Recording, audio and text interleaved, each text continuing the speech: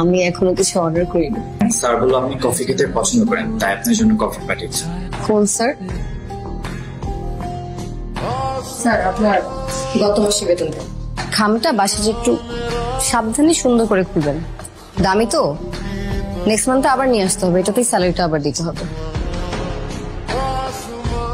আপনাকে আমার অনেক ভালো লাগে। ভালো লাগে বললে ভুল হবে, আমি আপনাকে অনেক ভালোবাসি। অবাক হচ্ছেন যে কিভাবে এত ভালোবাসি? আপনি দেখতে অনেক সুন্দর, একটু ছ্যাবলা আছেন, আমি স্মার্ট বানিয়ে নিতে পারবো, আপনি ঘাবড়াবেন না।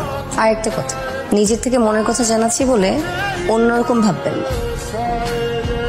কে রে, তোর স্যার আসে না কেন? জানি না। কেন, কিছু জানায়নি? ওয়েট, আমার স্যার আসতেছে না, তুমি এত চিন্তিত কেন? পরীক্ষা যে বারবার ফেল করিস তো জিজ্ঞেস করবো না স্যার কেন আসতেছে না? ও জাহিদ, তুমি কি ব্যাপার বাবা, তুমি কদিন ধরে আসতেছো না? কে কিছু করছে নাকি? হ্যাঁ, ও কিছু করছে? স্যার আমি তো কিছু করিনি, আপনি আমাকে যে হোমওয়ার্ক দিয়েছেন সবগুলো করেছি। শোনো, তাহলে তোমার মিরপুরে যাওয়ারই কোনো দরকার নেই। যেভাবে পড়াচ্ছিল সেভাবেই পড়াতে থাকো। চিন্তা করবেন না, ব্যাচমেট আছে, খুবই ভালো ছাত্র ছিল। আর সবচেয়ে ভালো ব্যাপার, গত বছর 4 জন স্টুডেন্টকে পড়াতো, 4 জনই ক্লাস পেয়েছে। তুমি বলতেছো ভালো হবে, ফেল টেল করবে না তো? না জি। কে বলছেন? আমি জাহিদ বলছি। আপনি আমার নাম্বার কোথায় পেলেন? তুমি কল করেছিলে একবার। হ্যাঁ বলেন, শুনছি। তোমার সাথে দেখা করতে চাই।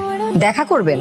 দেখা করার তো কোনো দরকার নেই, আপনি তো বুঝিয়ে দিয়েছেন। আপনি তো আমার বোনকে পড়ানো বন্ধ করে দিয়েছেন, আইটি টিচার দিয়ে দিয়েছেন। তার মানে তো অ্যান্সারটা আমি বুঝেই গিয়েছি। আমার কথা শোনো। অনেকবার ভেবে দেখেছি, ভেবেই ফোনটা রেখে দিচ্ছি। আমি রাখি, বাই।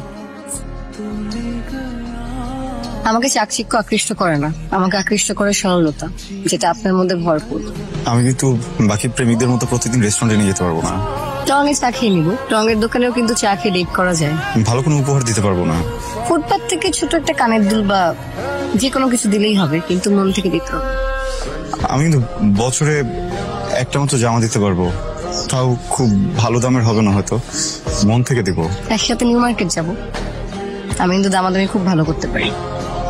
দামাদামি করে তোমার জন্য একটা শার্ট কিনে জিতিয়ে দিব, আর নিজের জন্য কম দামি কিছু চয়েস করে নিব। দামি পোশাক আসলে কোনো বিষয় না, আসল বিষয় হচ্ছে সঠিক রুচি। বাহ, এক লাফে কি সহজে আপনি থেকে তুমি বলে ফেললে। কেন, অদ্ভুত লাগছে? কিছুটা।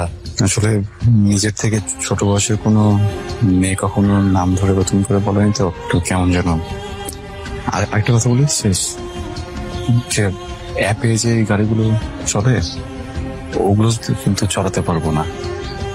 রিক্সা তাও হঠাৎ বাসে করে হয়তো বা করতে হবে। আমি কিন্তু মোস্ট অফ দ্য টাইম হাঁটি, প্রচুর হাঁটি। হাঁটলে শরীর ভালো থাকে, আর হাঁটাহাঁটি করা পকেটের জন্য স্বাস্থ্যকর।